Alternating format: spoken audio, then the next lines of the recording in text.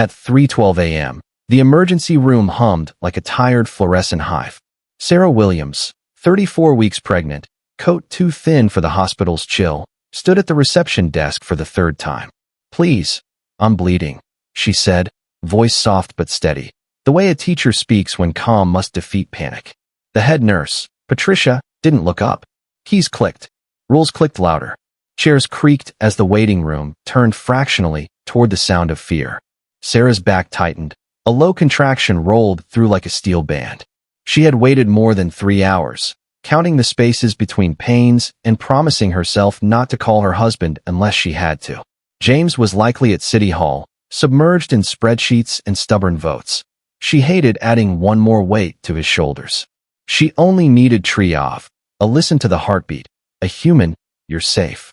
She set her insurance card on the counter with trembling fingers. The little plastic rectangle felt like a passport to compassion until it didn't. Patricia finally raised her eyes, expression crisp as starch. "You'll be seen when it's your turn," she said. "Don't raise your voice." Sarah hadn't. She tried again. "I'm having bleeding and back pain."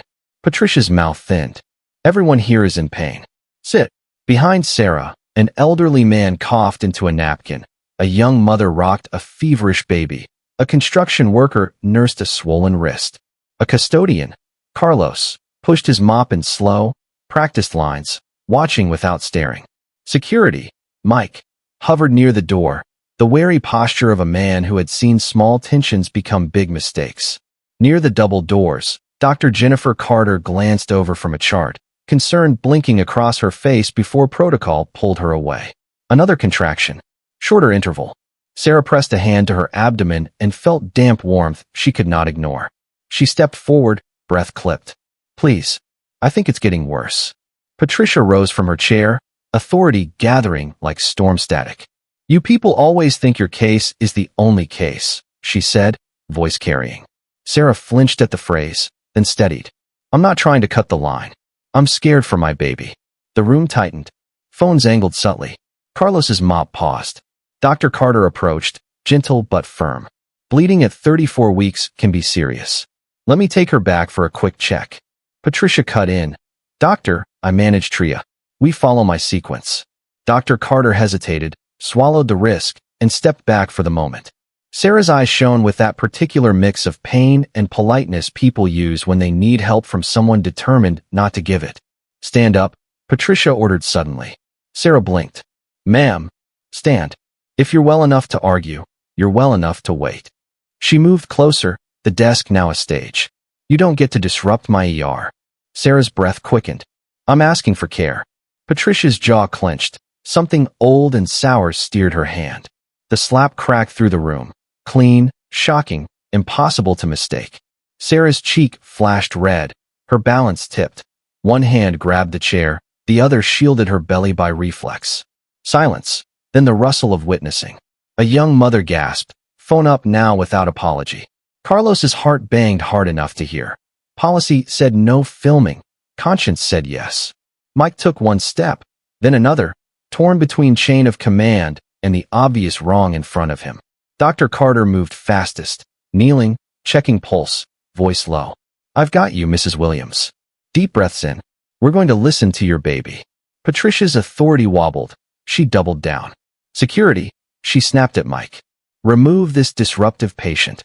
Mike's hand hovered over his radio. "Ma'am, she's pregnant and bleeding." "And I said remove her." The waiting room shifted from spectators to jury, disbelief sliding into outrage. Sarah, blinking tears she refused to spill, whispered, "Please. I think my water," and then stopped, feeling the unmistakable warm rush that turns fear into emergency. Dr. Carter's face changed. "Trauma bed 3. Now." She reached for the wheelchair that should have been given an hour ago. Patricia stepped in front of it, the last gate in a night of gates. "You will not undermine Triov." Dr. Carter lifted her chin. "I am treating a patient." The doors to the treatment area seemed suddenly far away, an ocean between need and care. Sarah reached for her phone at last, fingers clumsy with adrenaline. 2 rings. "Sarah?" James's voice, steady, immediate, the tone he used when buildings flooded and budgets broke. "I'm at Metropolitan," she said, breath hitching. "They won't help." I'm bleeding. A heartbeat of silence. Then steel. Stay where you are. Do not sign anything. I'm coming with help. 15 minutes is forever in an ER and a blink in a city. When the doors whooshed open, cold dawn rode in with a small convoy. James in front. Not. Running, arriving, the police chief, the hospital board chair, the city attorney. Cameras trailed power like contrails. Patricia stepped forward with a policy shield that suddenly looked like cardboard. This area is restricted, she declared. James didn't raise his voice.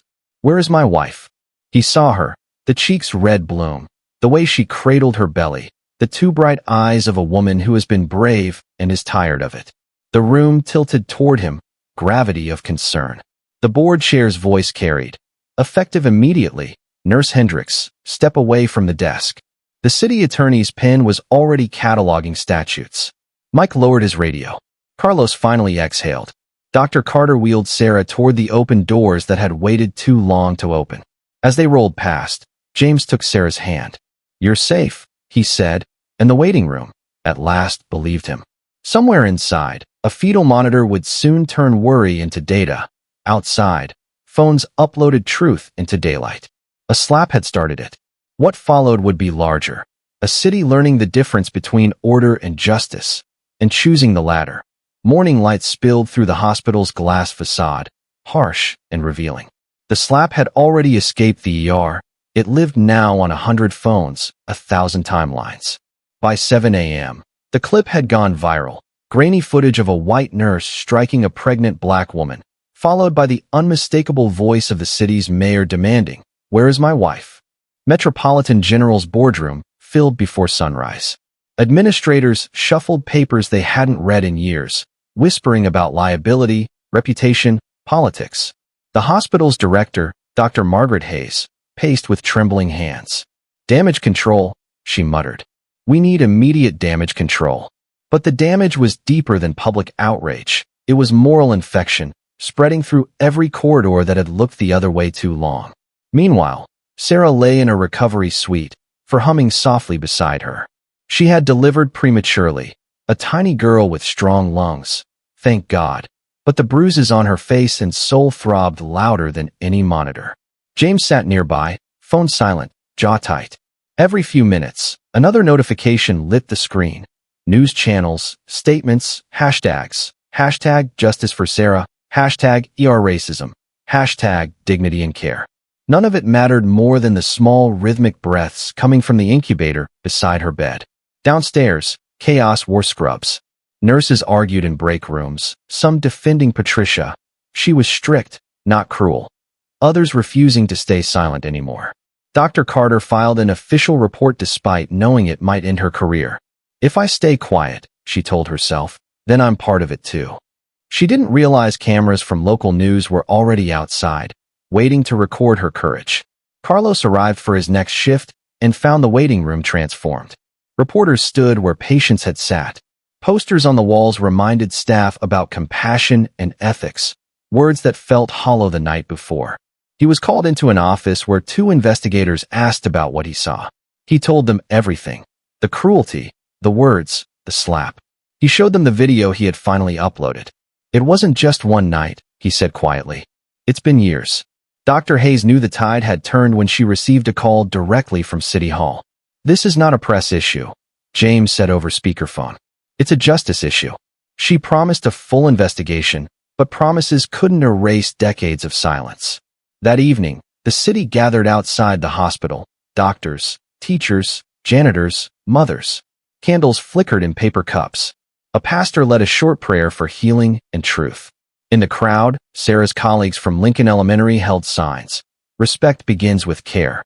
News anchors called it the slap heard across the city. Activists called it a reckoning. Inside, Patricia sat alone in an HR office.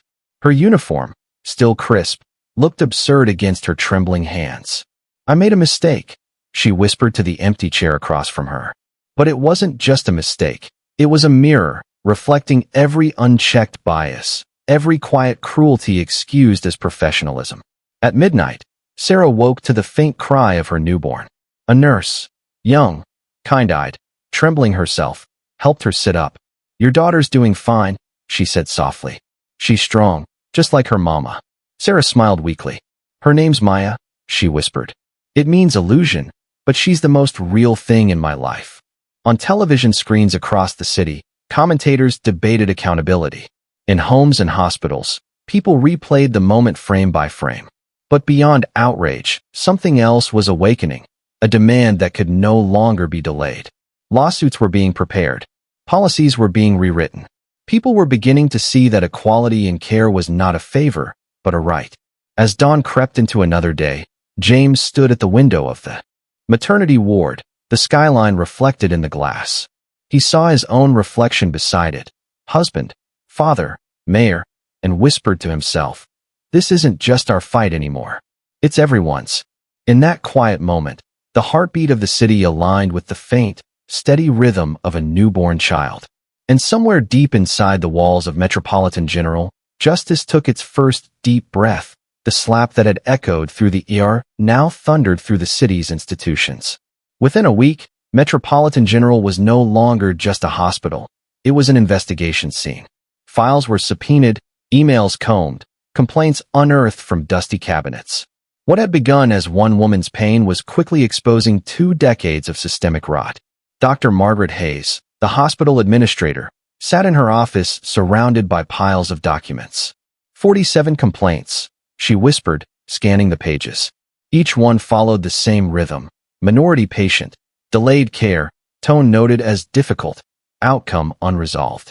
They had been stamped, reviewed, and buried. She felt sick realizing her own signature sat on several of them. City investigators arrived with clipboards and quiet authority. "We're not looking for one bad night," said lead investigator Maria Santos. "We're looking for patterns." They found plenty. Under Patricia's supervision, Black and Hispanic patients waited an average of 90 minutes longer than others.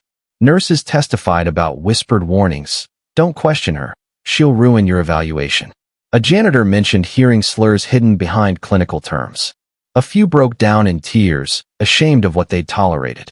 Dr. Jennifer Carter became a key witness. Her report described how Patricia blocked treatment, ignored symptoms, and used rank as a weapon. "I didn't challenge her sooner," Jennifer admitted to the inquiry, voice trembling. "I was afraid. But fear is what kept this alive." Across the table, the board chair nodded grimly. Not anymore. Outside, the city pulsed with protest. Crowds gathered nightly with candles and handmade posters. Patients deserve dignity. Compassion is not optional. News anchors replayed the clip of Sarah's assault alongside new footage, testimonies from former patients, stories of lost pregnancies, untreated infections, delayed diagnoses. Each story cracked another layer of silence. Carlos, the custodian whose video had gone viral, found himself on talk shows. But fame wasn't what he wanted. "I'm no hero," he told reporters. "I just did what was right." Real heroes are the people who speak when they've got something to lose. His quiet integrity struck a chord across the country. In City Hall, James pushed for reform. He proposed an oversight commission to review healthcare discrimination and called for transparency in hospital data. Some officials warned it was political suicide. James replied, "If fixing what's broken costs me my job, then the job wasn't worth having." Meanwhile, Patricia sat in a lawyer's office, hands folded tight. Her attorney rehearsed phrases like burnout and unconscious bias. She repeated them until they almost sounded true. But late at night, alone in her apartment, she scrolled through the endless sea of comments under her name. Some angry, some hateful, a few heartbreakingly honest. "You did to her what others once did to us." Those words stayed with her more than threats ever could. Back at the hospital, change began in small gestures. Nurses now greeted patients by name. New posters read, "Care without prejudice." Dr. Carter introduced a compassion round, a daily 5-minute meeting reminding staff why they entered medicine. It wasn't about optics, it was about soul repair. Sarah, recovering at home with baby Maya, watched the news with quiet disbelief. The same building that had humiliated her was now being rebuilt in her name. She hadn't sought revenge, only fairness. Yet her story had forced the entire city to look inward. "If one slap can change the system," she said softly to James, "imagine what compassion could do." The investigation's preliminary report concluded with a sentence that would echo through healthcare policy meetings for years. Bias is not a mistake. It's a malfunction in the machinery of care, and it kills as surely as neglect. By the end of that week, Metropolitan General was under federal review. Administrators resigned. Training programs were rewritten. A new word entered the city's vocabulary: accountability. And for the first time in a long while, the hospital's fluorescent lights didn't just illuminate suffering, they illuminated change. The courtroom was silent except for the faint hum of the ceiling fan and the clicking of reporters' pens. Everyone knew this was more than a trial. It was a mirror held up to the city's conscience. On one side sat Patricia Hendricks, once the commanding nurse of Metropolitan General. On the other sat Sarah Williams, the teacher whose quiet dignity had toppled an empire of cruelty. When the bailiff announced, "All rise," it felt like the entire city did. Judge Maria Rodriguez, sharp-eyed and calm, took her seat. "This court will hear the people versus Patricia Hendricks," she said. "Charges: assault, medical negligence, and violation of civil rights." The words carried the weight of every patient who'd ever been told to wait when they were bleeding. The prosecution opened with the video, the slap heard around the world. Even now, after millions of views, it drew gasps. The jury watched Patricia's hand strike Sarah's cheek, watched Sarah stumble, and heard the words, "You people always think you deserve special treatment." The sound echoed through the chamber like a confession. Dr. Jennifer Carter testified first. Her voice was steady, every syllable chosen like a surgical cut. She refused triage. She blocked care. "I warned her this could harm the patient, and she threatened my career." When the defense attorney asked if Dr. Carter had a personal grudge, she answered simply, "Only against injustice." Carlos took the stand next, nervous but unshakable. He told the story of that night, the mop in his hands, the fear in his chest, the moral line he refused to cross. When the defense suggested he violated hospital policy by filming, he met Patricia's eyes and said, "Maybe. But policies didn't protect her life. The truth did." Applause rippled through the gallery before the judge restored order. The defense tried to paint Patricia as overworked and misunderstood. 20 years of service, her lawyer said. A woman dedicated to her job, who cracked under pressure. But the prosecution countered with data: 47 prior complaints, delayed treatments, racial disparities in patient care. One by one, the excuses collapsed. When Sarah took the stand, the courtroom held its breath. She spoke softly, not as a victim, but as a mother. "I wasn't looking for special treatment," she said. "I was looking for kindness. I begged for help because I thought hospitals were safe places. But that night, I learned what fear feels like when no one believes you." Her voice broke only once, when describing the moment she felt her baby kick during the argument. "I thought I might lose her," she whispered. "And I thought, if I die here, no one will even care."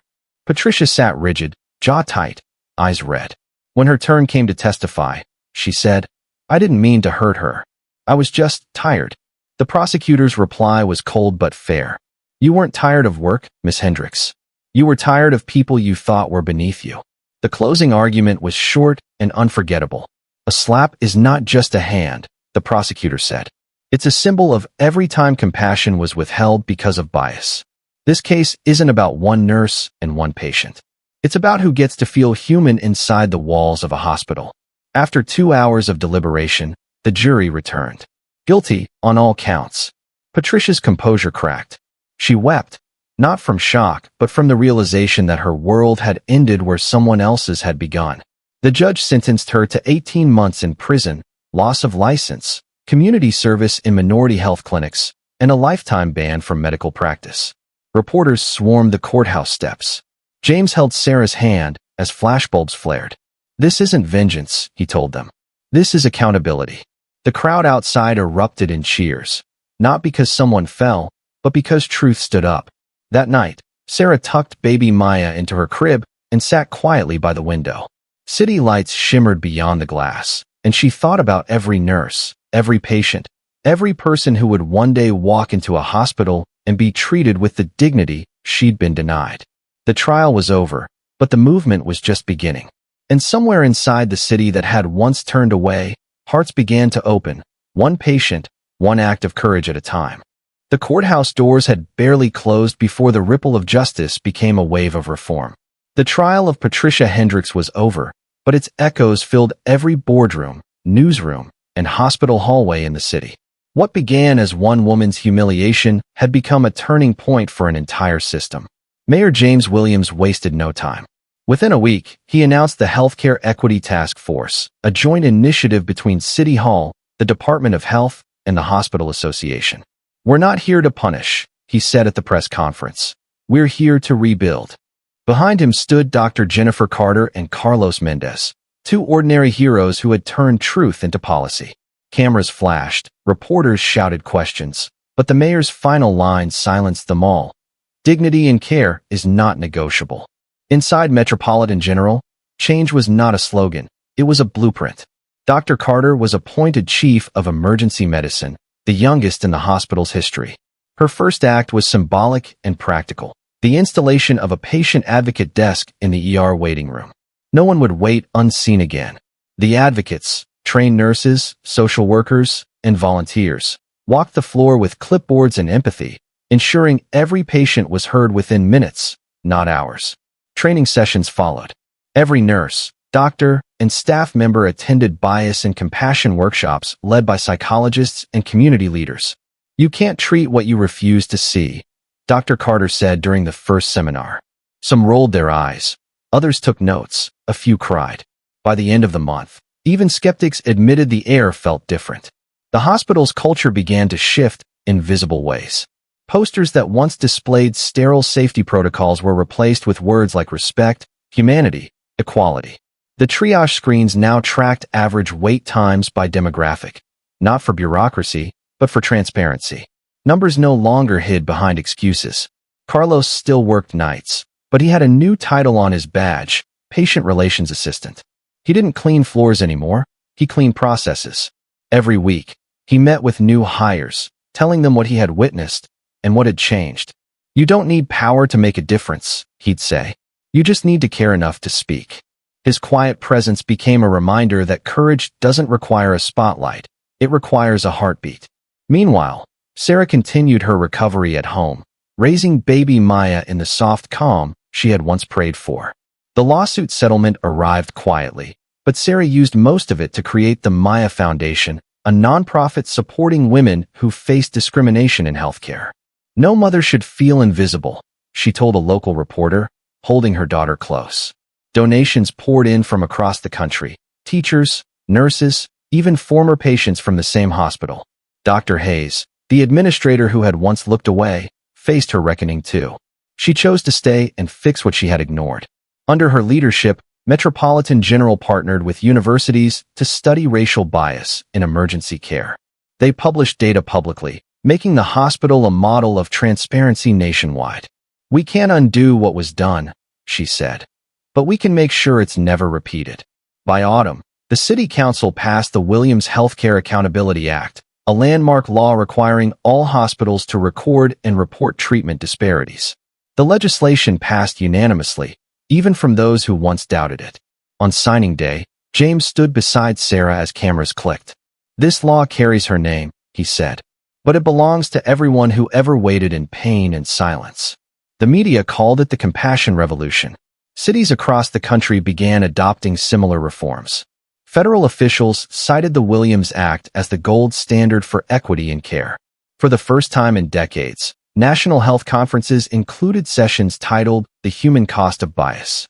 At night, when the hospital quieted to the hum of machines, Dr. Carter sometimes stood outside Trauma Bay 3, the place where Sarah's story began, and closed her eyes. She could almost hear that first cry of injustice turning into a steady rhythm of healing. The system was far from perfect. Mistakes still happened. Prejudice still whispered in corners. But now, it was no longer hidden. It was named, challenged, changed. The same building that once symbolized cruelty had become a fortress of compassion. And when Carlos locked up each morning, watching dawn creep across the glass doors, he'd whisper to himself, "Justice clocked in tonight." A full year had passed since the night that changed everything. The city no longer spoke of the slap as a scandal. It had become a symbol, a lesson engraved in the conscience of every healthcare worker and public servant. From the outside, Metropolitan General looked the same: glass walls, busy corridors, the hum of stretchers and machines. But inside, everything had changed. The air carried something new: respect. In the main hallway, a silver plaque gleamed beneath soft lighting. It read, "Every patient is somebody's whole world." Below the words was a small engraving, in honor of Sarah and Maya Williams. Visitors often paused to read it, unaware that the woman who had inspired it sometimes passed by quietly with a stroller, smiling at the staff who now greeted her with warmth and sincerity. Sarah had returned to teaching, balancing motherhood and advocacy with grace. The Maya Foundation had grown beyond her expectations, funding legal aid for women who faced discrimination in hospitals and offering sensitivity training to medical schools. Her talks were streamed nationwide, but she never used anger to move people, only truth. "Compassion isn't a policy," she told young doctors during one lecture. "It's a practice. It starts the moment you choose to listen."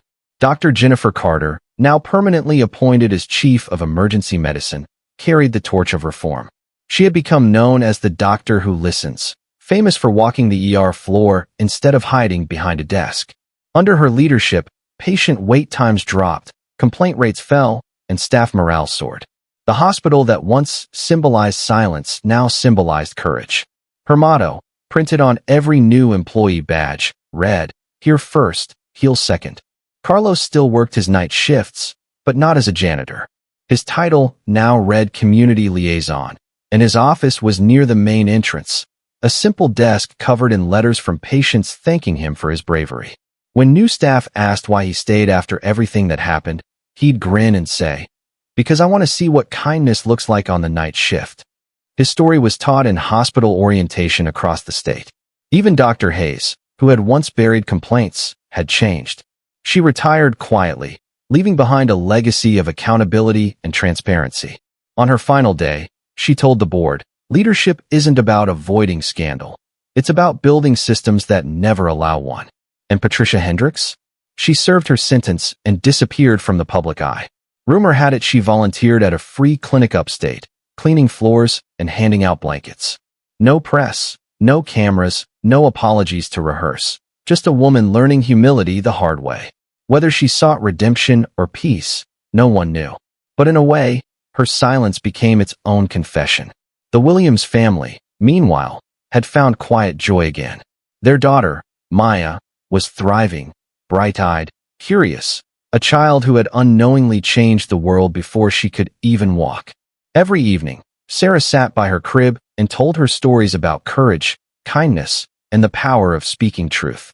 James would listen from the doorway, remembering that night he stormed into the ER, not as a mayor, but as a husband. Beyond their home, the impact kept growing. 26 states had now passed versions of the Williams Healthcare Equity Act, mandating anti-bias training, patient advocacy systems, and transparent reporting. Medical boards across the nation included ethics and equity modules in exams. Hospitals that ignored complaints faced funding cuts. Healthcare workers began sharing the phrase, "the Williams Standard," a reminder to treat every patient like someone who mattered. The story even reached medical universities overseas, where students studied it as a case in ethics and empathy. Documentaries, podcasts, and books retold it not as tragedy, but as transformation. Sarah didn't like fame, but she accepted that sometimes God uses ordinary people to fix extraordinary wrongs. One rainy afternoon, she visited Metropolitan General again, now peaceful, cleaner, kinder. The same waiting room where she once cried in pain now displayed bright murals drawn by local children. Nurses chatted warmly with patients. A young resident recognized her and hesitated. "Mrs. Williams," she said softly, "your story is why I became a doctor." Sarah smiled. Then it was all worth it. Before leaving, she paused at the silver plaque. Her reflection shimmered beside the engraved words. For a long moment, she just stood there, remembering the fear, the injustice, and the courage it took to fight back. Then she whispered, "We made it better, Maya." Outside, the sky began to clear. The rain turned to sunlight, glinting off the glass walls of the hospital like redemption itself. That night, as she rocked Maya to sleep, Sarah thought about how pain had turned into progress, how one act of cruelty had sparked 1,000 acts of compassion. She knew there were still other hospitals, other rooms, other Patricius out there, But she also knew something stronger had begun, a culture that no longer looked away. James entered quietly, wrapping his arms around her. "You changed everything," he murmured. Sarah shook her head. "No," she said softly. "We all did, together." The baby stirred, then settled, the steady rhythm of her breathing filling the room. Outside, the city lights glowed like a heartbeat, steady, alive, and finally at peace. And somewhere, etched forever in its story, was a promise that would outlive them all. No one would ever be unseen again.